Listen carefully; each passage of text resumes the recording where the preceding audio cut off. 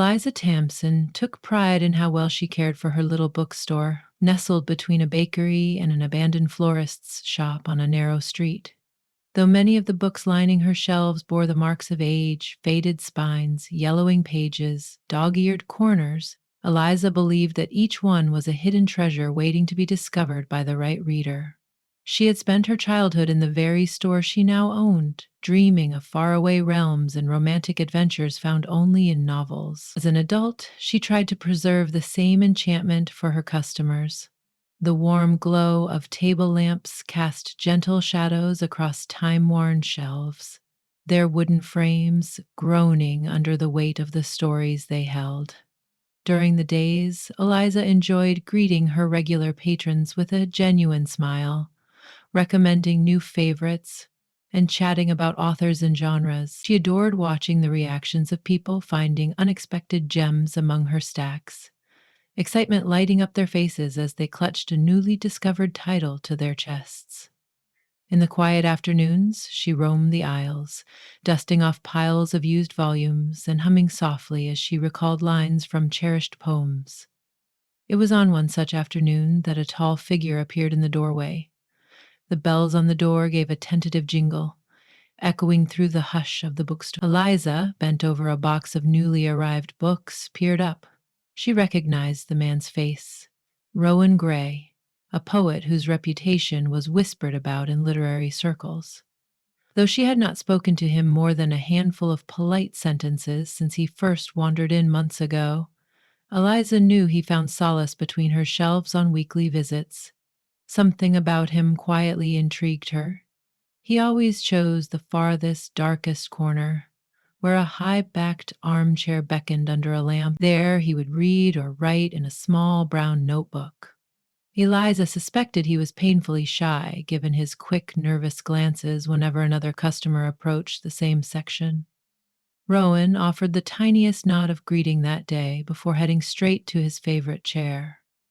Eliza couldn't help noticing how his eyes skimmed across the spines, taking in titles as if he were searching for a certain volume. He wore an air of mystery that both tempted and unsettled her. She had never dared to venture too close when he read or scrawled verses in his notebook, afraid to disturb whatever muse guided his pen. Instead, she found herself curious about the words he captured on those parchment cream pages. Her heart fluttered at the mere thought that he returned to her shop, week after week, in pursuit of quiet inspiration. One afternoon, long after the last Saturday rush, Eliza caught Rowan lingering a bit longer than usual. Several customers had left, and the store had fallen silent. She noticed he was seated with a book open on his lap, staring off into some distant point, and his notebook perched precariously on the arm of the chair. The overhead light illuminated faint specks of dust dancing in the air. Eliza quietly stepped closer. She feared she might intrude, but her concern for the well-being of her quiet patron pushed her forward. "Is everything all right?" she asked softly. Her voice seemed to coax him out of a waking dream. Rowan jerked slightly, blinking, as if realigning himself with the present. "Oh yes, I'm fine. Apologies. I must have drifted off in thought." He set the book aside and offered a polite, almost forced smile. "I lost track of time." She caught a glimpse of the title glinting faintly in the lamplight, an anthology of love poems. A faint heat rose in her cheeks, though she wasn't sure why. It felt odd to realize he was reading wistful verses while seated in her store, as if that knowledge created a subtle intimacy she hadn't asked for. She banished the thought, acting as the professional bookseller she was. "It's closing time soon," she explained. "I sometimes forget the hour myself when I'm surrounded by so many lovely words." Rowan nodded. "I understand," he murmured. "I'll purchase this one."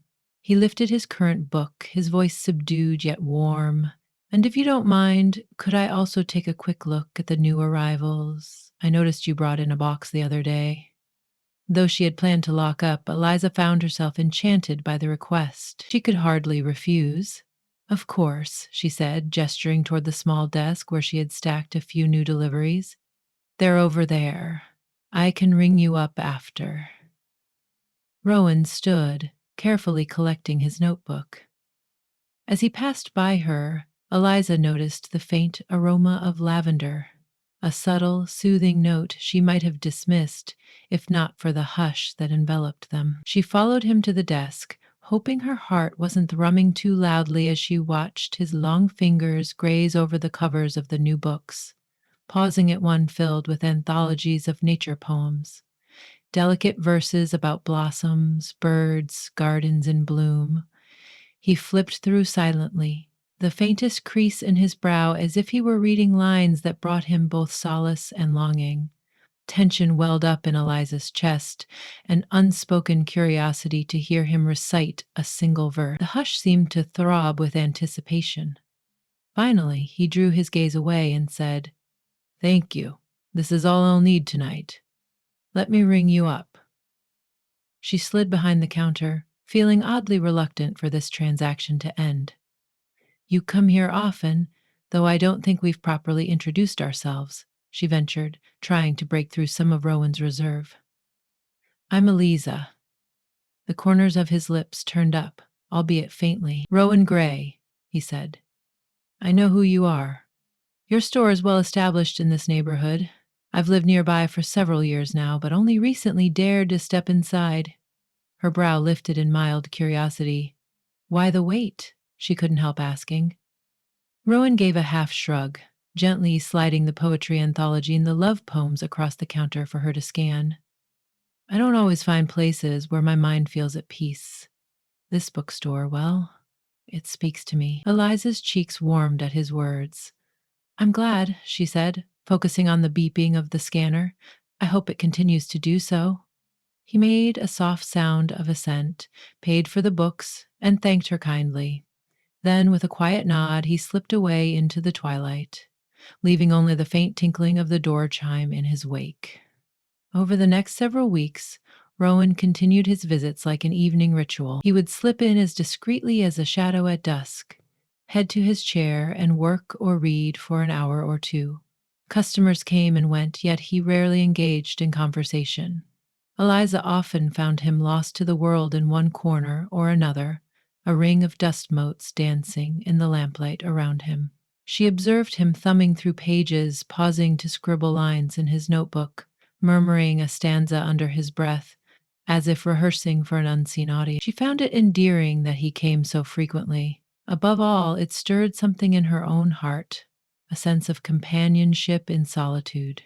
They were two individuals who found comfort in old pages and whispered verses, longing for a sense of understanding beyond the hustle of everyday life. One Wednesday evening, as clouds gathered in a grim sky overhead, Rowan arrived at the bookstore, his face graver than usual. He brushed raindrops from his coat sleeves and approached the counter. Before Eliza could greet him, he tapped the wooden countertop with an air of mild urgency. "Do you have any anthologies on 18th century love sonnets?" he asked, voice low. Eliza considered the request, scanning her mental map of the store's poetry section. "We do. Second aisle, top shelves." A hint of amusement tugged at her lips. "I've seen you reading a lot of poetry. Are you working on a new project?" He lowered his gaze. "Perhaps," he murmured. "I'm looking for something to nudge me in the right direction." She wondered if that nudge might be heartbreak or longing or the stirring of some romance he hadn't yet revealed. The desire to know more about his writing nearly overwhelmed her sense of caution. Mustering her courage, she offered, "I've always been curious about your poetry, though I've never read it. Do you ever share your work publicly?" He stiffened slightly, fingers growing tense around the edge of the counter. "I rarely. I'm a private person, and my verses, they aren't ready for the world's scrutiny just yet." His voice took on a tremor, as if the mere idea of letting others read his thoughts unnerved him. Seeing the shadows flicker in his eyes, Eliza softened her tone. "I won't press, but if you ever want someone to read them, someone who respects words and keeps secrets, well, my door is open." Rowan studied her face carefully for several seconds, then gave an ever so slight nod. "Thank you," he said. No more words were exchanged before he disappeared into the shelves, seeking his next literary refuge. Days turned into weeks, and each time Eliza spotted him hunched over his notebook, her heart tugged in quiet sympathy mixed with a blossoming hope. She found a bittersweet beauty in the silent companionship of those moments. The unopened florist shop beside her also drew her attention from time to time. When she was a little girl, she remembered it as a bustling spot full of vibrant bouquets. She could almost smell lilies, roses, and carnations that used to bring cheer to the street. Lately, only dust coated the windows, and the once cheery sign was chipped and faded. One summer morning, Eliza noticed an older woman from the florist family unlocking the dusty door. The woman explained she was hoping to sell the place and inquired if Eliza would be interested in the old vases and pots that remained. Eliza, with the faint idea that she might revive a corner of her bookstore with fresh flowers and potted greenery, accepted graciously. She spent a good portion of the day rummaging through once grand counters, retrieving delicate bud vases and earthen pots. By closing time later that evening, Rowan was, as usual, in his corner seat. The store had grown quiet. Eliza decided to carry in one of the old floral stands to the back area, picturing how it might look adorned with books and a few small blossoms. She nearly dropped it, though, when she caught sight of Rowan at the threshold between aisles. It seemed he had come looking for her. In the lamplight, his eyes flickered with curiosity. "What's that?" he asked, nodding at the old wicker stand in her arms, the corners chipped, but still elegant. Eliza moved aside a stray bit of cloth that was draped over it. "From the old florist shop next door. They're clearing out the place. Some items might be salvaged." Her face lit with a sudden idea. Maybe I could bring some life into the store. Arrange a few flower pots, create a fresh atmosphere around the poetry section. Might inspire folks, especially you. A small smile curved his lips. Fresh flowers among dusty books? That's rather poetic in itself. She chuckled. "I think so too." Then, in a quieter voice, she ventured, "It's late. I was about to lock up. If you'd like to stay a few more minutes, you can, but I might be tidying around." He glanced toward the windows, where rain had started drizzling again, tapping softly. "Thank you. I won't keep you long." After a brief hesitation, he added, If you want help with that stand, I'm willing." She blinked in pleasant surprise. "Really?" Rowan nodded, shifting the strap of his satchel. "I'm tall enough to reach the top shelves. You shouldn't have to do it all alone." Gratitude surged in her.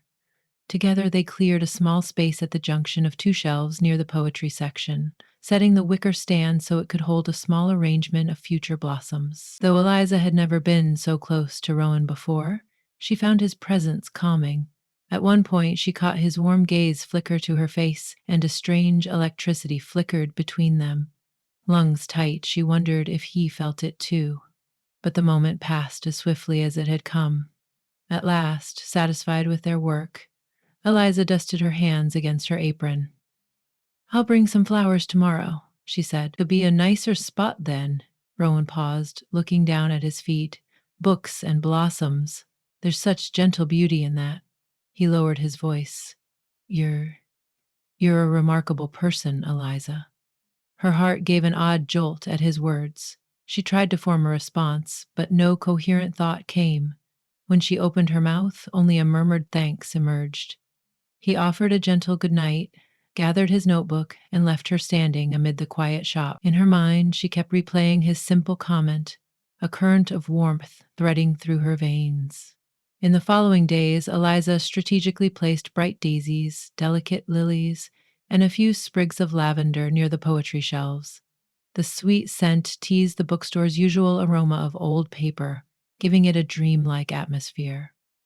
She would often find Rowan hesitating beside the floral display, inhaling its gentle fragrance, as if searching for a missing line of verse. Occasionally, she caught him offering a ghost of a smile in her direction. An unspoken connection seemed to blossom between them, yet neither had found the courage to voice what shimmered in their shared glances. One Sunday afternoon, with the sun pouring honey gold through the windows, Eliza decided to read a few new poetry books behind the counter. The store was oddly quiet, only a couple of browsers wandering in the far aisles. The hush lulled her, and she became lost in the lyrical lines of a romantic poet. Closing her eyes, she let the words guide her into daydreams. That was when Rowan's voice startled her. "I was reading something from a poet I admire," he said softly, standing on the other side of the counter, "and it reminded me of you." He held his notebook in trembling fingers. Eliza's heart fluttered.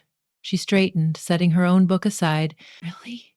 Her voice barely rose above a whisper. Rowan's gaze darted around the shop, as if he feared listening ears. Finally, he placed his notebook on the counter, nudged it toward her. The worn leather cover brimmed with secrets. "If I may, would you read one of my poems? I'm not sure I can say it out loud." His cheeks colored slightly, and for a man who seemed so poised in silent reflection, he now looked undeniably vulnerable. A hush settled between them, interrupted only by the ticking of the old clock. Eliza swallowed.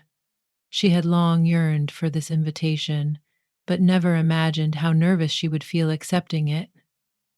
Slowly, she opened the notebook to the page marked with the tail of a satin ribbon. The neat paragraphs of Rowan's words unfolded before her. She stands among volumes and verses, dust dancing in lamplight around her gentle steps. Flowers fill the space between our hearts, as if urging me closer, whispering confessions too shy to speak.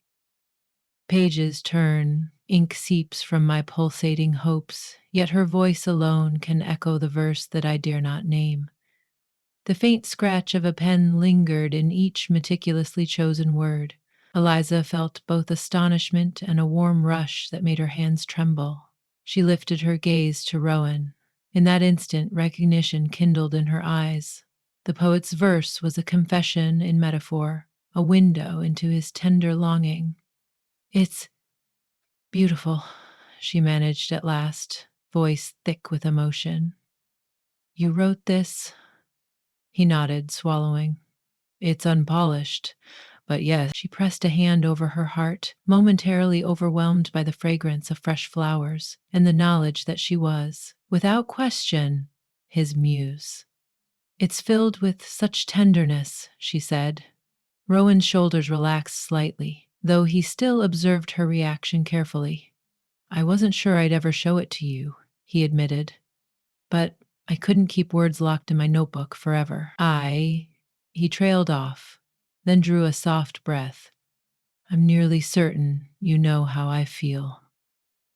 Something in her chest felt like it might burst. I I thought, I mean, I hoped you might. I just didn't know." The sentence spilled unbidden from her mouth, hinting at her own hidden wishes. The air around them thrummed. Soon, the store's only other customers meandered to the door, leaving with friendly nods. The bells chimed, and the echo of their footsteps faded, granting an uncommon privacy to Eliza and Rowan. He came around the counter, close enough that she could sense the quiet tremor in his breath. Gently, he reached for her hand. She allowed it to rest in his, relishing the warmth of his palm as if discovering a new story inside worn pages. "Eliza," he began, soft yet sure, "I apologize if the poem was too forward, but I can't bear the idea of letting these feelings go unspoken. I've never met someone who treasures words like you do, who nurtures them in dim corners of dusty shelves and still brings new life with blossoms and careful care. You make this place a sanctuary." His voice quavered slightly. "And you have become my sanctuary." Tears threatened the corner of her eyes. She kept them at bay. "Rowan," she said, voice trembling with gratitude and longing, "thank you for trusting me. Your words, they mean more to me than you can imagine. I was drawn to your presence from the first day you arrived, though I never believed you'd feel the same." An exhale left his lips, something close to relief. Outside, the sky gleamed with warm sunlight, but inside the bookstore, a gentle hush reigned, as if the very shelves leaned forward to absorb their every syllable. They took a hesitant step closer, as if negotiating a fragile new bond. She could see the faint lines of worry on his forehead, the pinch of anxiety in the corners of his eyes. But she also saw the hope beneath that worry, flickering as bright as the lamplight. Emboldened by his poem, Eliza let her free hand brush over his cheek. His eyelids fluttered, and he leaned into her palm. "You don't have to hide," she whispered. "I see you, and your words are safe with me." They lingered there, exchanging silent confessions with each breath. Perhaps it was inevitable that Rowan's hand rose to cradle her own, or that Eliza tilted her face up until her forehead touched his. The hush became a companionable cloak, wrapping them in the fragile intimacy that only blooms when two souls find understanding. He broke the quiet first. "You said once that if I ever needed someone to read my work, you'd be there. Is that offer still valid?" He tried to mask the tremor in his voice with a half smile. She smiled, an unguarded, radiant expression. "I meant every word. Send me whatever lines you craft, or whisper them here between these shelves. Either way, I'll be listening." He returned her smile, that same warmth shining in his eyes. "Some day, I hope to see you from the stage, if I ever overcome my fear. But for now, I'm content with your solitary presence as my audience."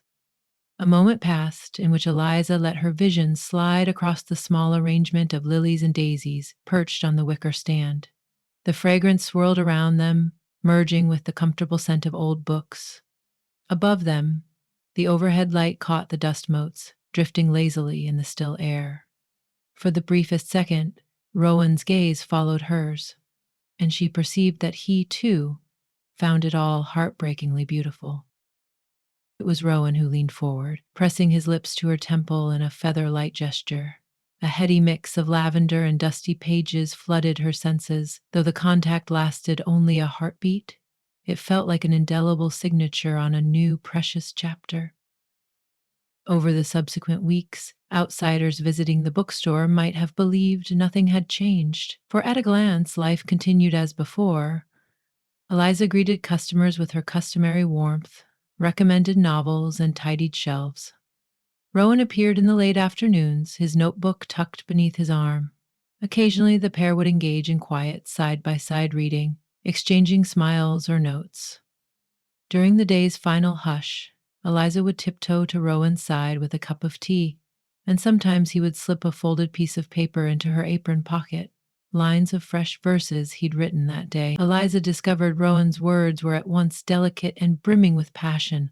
Often they reflected the subtle details of her bookstore, the swirl of dust around a new arrival, the hush that chased away the outside world, the daisies blossoming in the corner. But, more than anything, she recognized her own presence among his stanzas. She found reflected in them her compassion, her dedication, and a tender portrayal of the two of them, bound together within the hush of turning pages. He, in turn, adored her gentle spirit, the warmth of her laughter as they casually discussed readers' quirks or rummaged through old boxes of books discovered in the back room. Sometimes they'd delve into deeper conversations about life's tragedies, heartbreaks, and lost opportunities.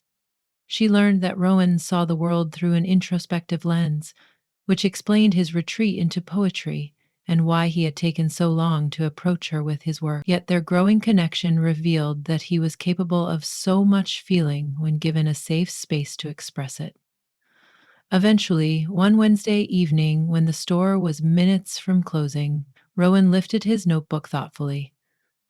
"I've been invited to a local reading next month," he said. His voice shook, though he tried to keep it steady. "I'm terrified, but I think I might do it because I want to share something about us, about the way you changed things for me." Eliza reached over the counter and clasped his hand, gently lacing their fingers. "You can do it," she whispered, "and I'll be there in the front row cheering you on quietly if I must, but wholeheartedly." He breathed a shallow breath that seemed to loosen the tension in his shoulders. "Thank you," he whispered, leaning in to rest his forehead against hers. For a moment they simply stood in the hush of the bookstore, an intimate tableau. The air crackled with unspoken promise of new tomorrows, and all the words still waiting to be written. In that space brimming with dusty shelves and blossoming vases, their shared confession blossomed fully at last. The solitary poet and the gentle bookseller, who had both drifted through life in quiet longing, found each other amid the hush of pages turned and verses whispered. And so it was that though much of the world rushed past outside the bookstore's sheltered walls, there endured a small haven where words and flowers intertwined, offering comfort and hope. Here, two souls who once walked in solitude discovered that love, like a fresh bloom in a well loved book, could thrive on gentle whispers and secret verses, enlivening the corners of life usually shrouded in dust.